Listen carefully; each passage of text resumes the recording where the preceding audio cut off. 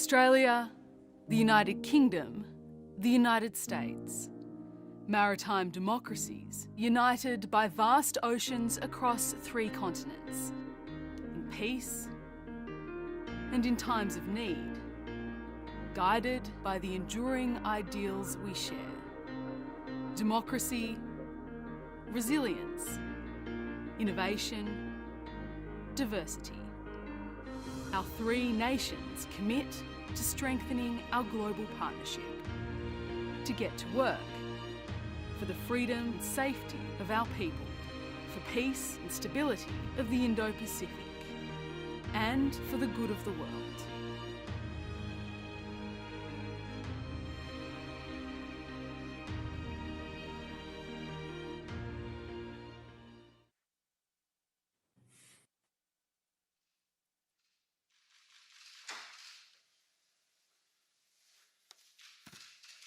Hey, Boris. Well, good morning from Australia.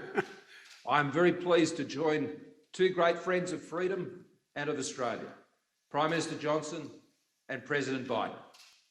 Today, we join our nations in a next generation partnership built on a strong foundation of proven trust.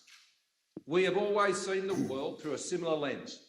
We've always believed in a world that favours freedom, that respects human dignity, the rule of law, the independence of sovereign states and the peaceful fellowship of nations. And while we have always looked to each other to do what we believe is right, we have never left at each other. Always together, never alone. Our world is becoming more complex, especially here in our region, the Indo-Pacific. This affects us all. The future of the Indo-Pacific will impact all our futures. To meet these challenges, to help deliver the security and stability our region needs, we must now take our partnership to a new level. A partnership that seeks to engage, not to exclude, to contribute, not take, and to enable and empower, not to control or coerce. And so, friends, AUKUS is born, a new enhanced trilateral security partnership between Australia, the United Kingdom, and the United States. AUKUS, a partnership where our technology, our scientists, our industry, our defence forces are all working together to deliver a safer and more secure region that ultimately benefits all.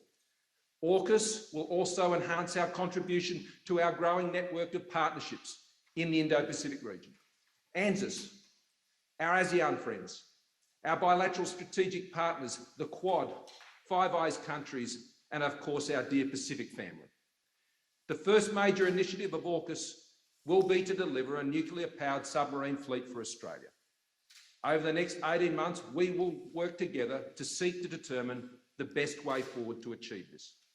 This will include an intense examination of what we need to do to exercise our nuclear stewardship responsibilities here in Australia. We intend to build these submarines in Adelaide, Australia, in close cooperation with the United Kingdom and the United States. But let me be clear, Australia is not seeking to acquire nuclear weapons or establish a civil nuclear capability. And we will continue to meet all our nuclear non-proliferation obligations. Australia has a long history of defence cooperation with the United States and the United Kingdom. For more than a century, we have stood together for the cause of peace and freedom, motivated by the beliefs we share, sustained by the bonds of friendship we have forged, enabled by the sacrifice of those who have gone before us, and inspired by our shared hope for those who will follow us.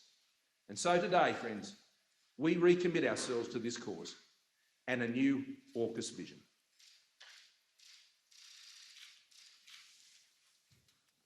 I'm delighted to join President Biden and Prime Minister Morrison to announce that the United Kingdom, Australia, and the United States are creating a new trilateral defence partnership known as AUKUS, with the aim of working hand in glove to preserve security and stability in the Indo-Pacific. We're opening a new chapter in our friendship, and the first task of this partnership will be to help Australia acquire a fleet of nuclear-powered submarines, emphasizing, of course, that the submarines in question will be powered by nuclear reactors, not armed with nuclear weapons. And our work will be fully in line with our non-proliferation obligations. This will be one of the most complex and technically demanding projects in the world, lasting for decades and requiring the most advanced technology. It will draw on the expertise that the UK has acquired over generations, dating back to the launch of the Royal Navy's first nuclear submarine over 60 years ago. And together with the other opportunities from AUKUS, creating hundreds of highly skilled jobs across the United Kingdom, including in Scotland, the north of England, and the Midlands, taking forward this government's driving purpose of levelling up across the whole country. We will have a new opportunity to reinforce Britain's place at the leading edge of science and technology, strengthening our national expertise, and perhaps most significantly, the UK, Australia, and the US will be joined even more closely together, reflecting the measure of trust between us, the depth of our friendship, and the enduring strength of our shared values of freedom and democracy. Only a handful of countries possess nuclear-powered submarines, and it is a momentous decision for any nation to acquire this formidable capability, and perhaps equally momentous for any other state to come to its aid. But Australia is one of our oldest friends, a kindred nation, and a fellow democracy, and a natural partner in this enterprise. Now the UK will embark on this project alongside our allies, making the world safer and generating jobs across our United Kingdom. Thank you. Over to you, Mr. President. Thank you, Boris. And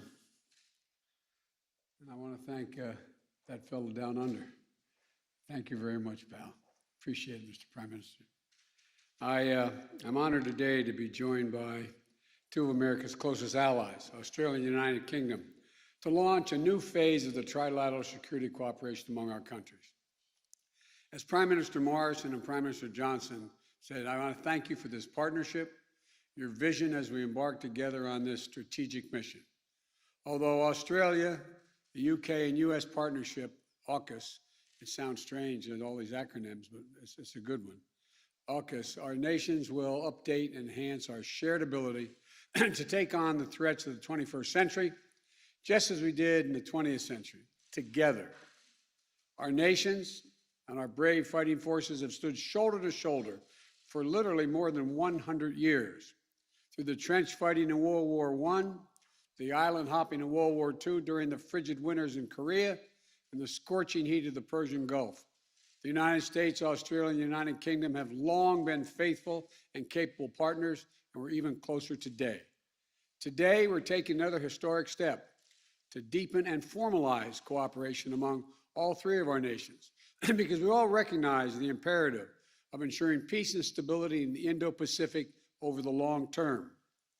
We need to be able to address both the current strategic environment in the region and how it may evolve, because the future of each of our nations, and indeed the world, depends on a free and open Indo-Pacific enduring and flourishing in the decades ahead.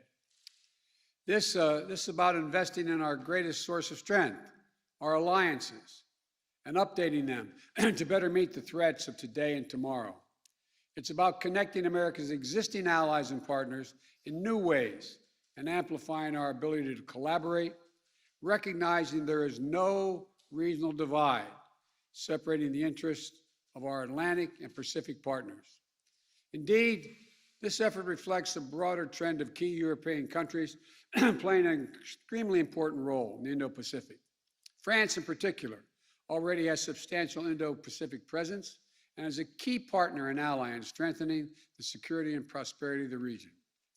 The United States looks forward to working closely with France and other key countries as we go forward. And finally, this initiative is about making sure that each of us has a modern capability the most modern capabilities we need to maneuver and defend against rapidly evolving threats. AUKUS will bring together our sailors, our scientists, and our industries to maintain and expand our edge in military capabilities and critical technologies such as cyber, artificial intelligence, quantum technologies, and undersea domains. Now, as a key project under AUKUS, we are launching consultations with Australia's acquisition of conventionally armed nuclear-powered submarines for its Navy, conventionally armed. I want to be exceedingly clear about this.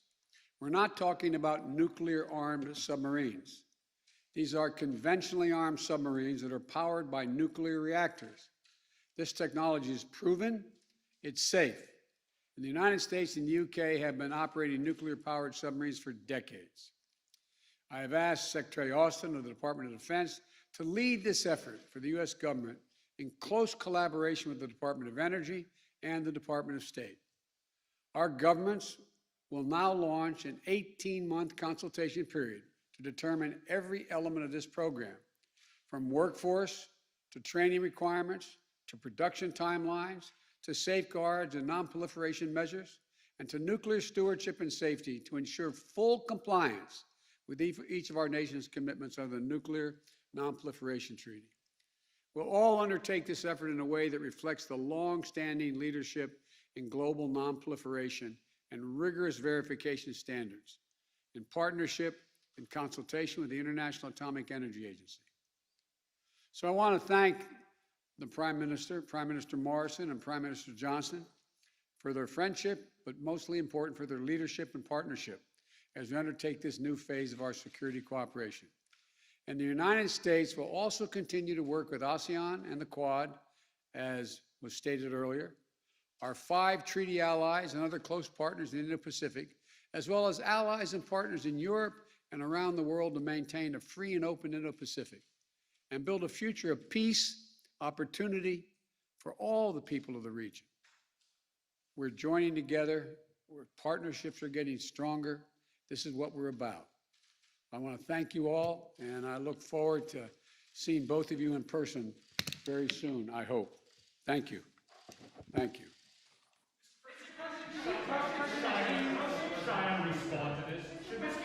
Mr. President, did you tell President Xi when you spoke to him last week? Are boosters still rolling out next week? Is this a message to China?